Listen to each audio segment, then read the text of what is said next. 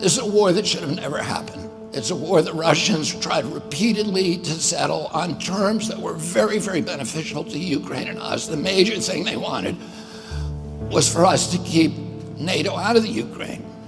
The big military contractors want to add new countries to NATO all the time. Why? Because then that country has to conform its military purchases to NATO weapon specifications, which means certain companies, Northrop Grumman, Raytheon, General Dynamics, Boeing, and Lockheed, get a trapped market. In March of 2022, we committed $113 billion. Just to give you an example, we could have built a home for almost every homeless person in this country. We then committed another $24 billion since then, 2 months ago, and now President Biden's asking for another $60 billion. But the big, big expenses are going to come after the war, when we have to rebuild all the things that we destroyed. Mitch McConnell was asked, can we really afford to spend $113 billion to Ukraine? He said, don't worry. It's not really going to Ukraine. It's going to American defense manufacturers. So he just admitted it's a money laundering scheme. And who do you think owns every one of those companies? BlackRock. So Tim Scott, during the Republican debate, said, don't worry, it's not a gift to Ukraine, it's a loan. So raise your hand if you think that that loan's ever getting paid back.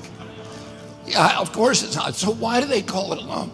Because if they call it a loan, they can impose loan conditions. And what are the loan conditions that we impose on?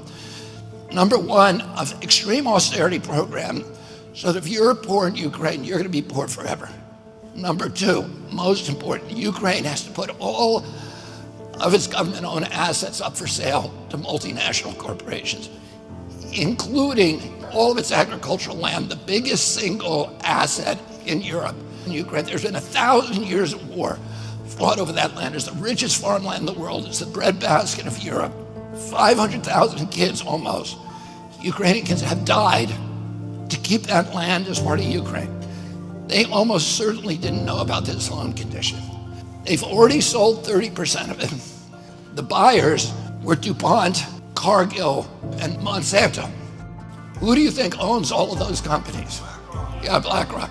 And then in December, President Biden gave out the contract to rebuild Ukraine. And who do you think got that contract? BlackRock. So they're doing this right in front of us. They don't even care that we know anymore, because they know that they can get away with it. And how do they know that? Because they have a strategy. And that strategy is an old strategy, which is they keep us at war with each other. They keep us hating on each other. They keep the Republicans and Democrats fighting each other, and black against white, and all these divisions that they sow.